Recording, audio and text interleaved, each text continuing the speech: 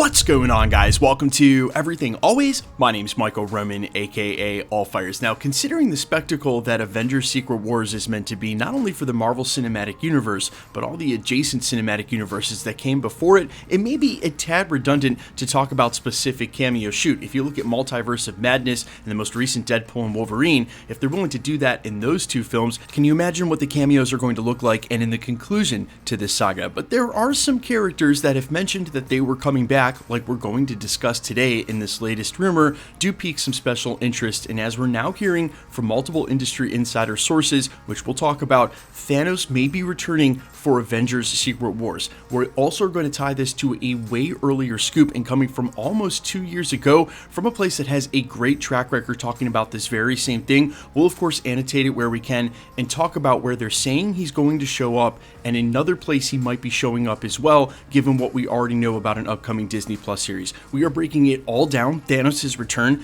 to the MCU. But first, if you could grab the subscribe button, we do daily Marvel content at the channel. That's all we do. So if you hit the sub button and leave a comment down below, that'll automatically enter you to win our ongoing PS5 giveaway, which is in just a week or two for Agatha All Along's finale. Also, huge shout out to Hawkeye himself. Guys, sorry no video yesterday. Was actually kicking it with Jeremy Renner himself. He hosted a charity poker tournament in Las Vegas for his Renovations Foundation. It was for kids. It was awesome. He was super gracious in talking to everybody. I did tell him about the channel and the community here, and although he didn't play poker in the tournament itself, I ended up sitting by Mekhi Phifer for most of the night and talking about film in his career. It was amazing. Huge shout out to Jeremy Renner and the Renner Foundation. Okay, so this scoop today is coming to us from a bunch of different spots. Most recently, in the last couple of days, My Time to Shine Hello posted a gif of Thanos and indicated that Thanos would be returning to the Marvel Cinematic Universe sooner than we thought, which was followed up by a reply and from comicbookmovie.com, who, when referencing this tweet, took it one step further and said that that cameo would be Thanos returning for Avengers Secret Wars, which is obviously exciting to the fan base, if for no other reason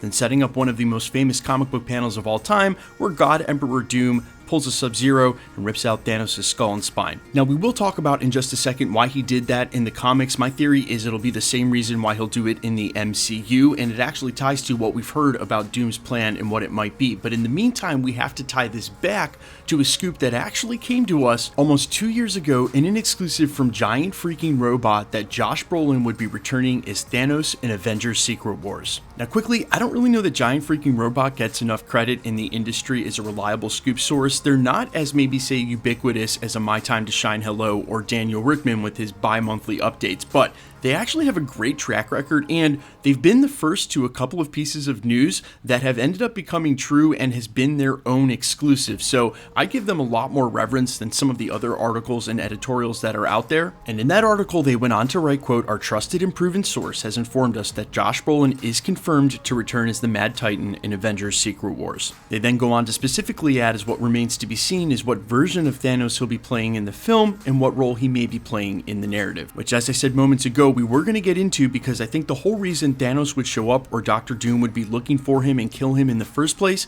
does tie to what happened in the Avengers Secret War comics and ties directly to what we've been hearing Doom's plan may be and why he would come to the 616. He may be collecting all of the strongest artifacts across the multiverse. Now, in the comics, again, right before he pulls a Sub-Zero, Dr. Doom point blank asks Thanos if he brought the gauntlet with him. It's a fully loaded Infinity Gauntlet, and it will come back to bite Dr. Doom in the butt, because after Doctor Strange dies, he actually leaves that artifact for Black Panther alongside something to help him travel the multiverse, and it's the fully loaded Infinity Gauntlet that Black Panther uses to wield an army of Marvel zombies and actually overwhelm Dr. Doom. I wouldn't be surprised if they follow some piece of that storyline, and in the movie, it would be amazing, and you can see why T'Challa is a really important part of Avengers Secret Wars. More on that and in a different video. Now, how this ties to Dr. Doom's plan and why he's headed to the 616 in the first place, why he would even want the Infinity Gauntlet, is it sounds as though Dr. Doom may be looking to collect all of the strongest artifacts or god killers that are still left in the multiverse. In the 616, and right now, we know that there's not only Miss Marvel's bangles, but also the 10 rings of Shang-Chi, and there have been rumors that Dr. Doom is actually in search of both of those artifacts. That would make sense that he'd also want the Infinity Gauntlet as well, and any of the other most powerful weapons like Stormbreaker, etc. that are in the multiverse, in order to make sure that when he finally offs God King Loki, which he may need those weapons to do, he doesn't have them sitting around the multiverse for the Avengers to grab and defeat him. And because Multiverse of Madness basically made it canon that Thanos everywhere in every multiverse is trying to get the Infinity Gauntlet and assemble the stones, if Dr. Doom times it right and visits a variant of Thanos who's already done this, he should be able to get his hands on an Infinity Gauntlet, and that would probably lead to him, again, snapping off Thanos. And I know it's very important to point out, they have obviously shown that Infinity Stones are a dime a dozen, especially in the TVA, and so it's not like there's only one gauntlet with Infinity Stones that he can access, but there may be a more powerful or most powerful version of Thanos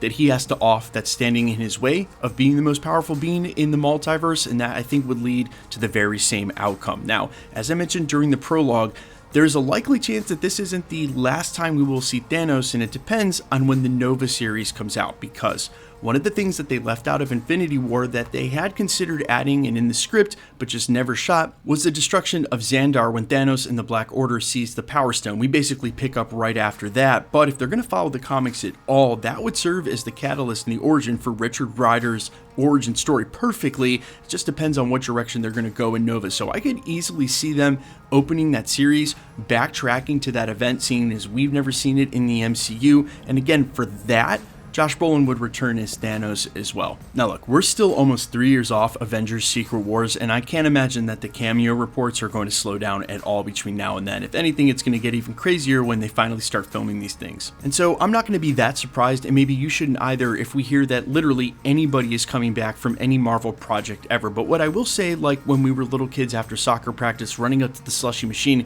and putting one squirt of each flavor in, and you know what that's called, and I can't say it because they'll demonetize the video, but that was not the best flavor of slushy. We really should have taken it easy and maybe picked two, like cherry and or cola.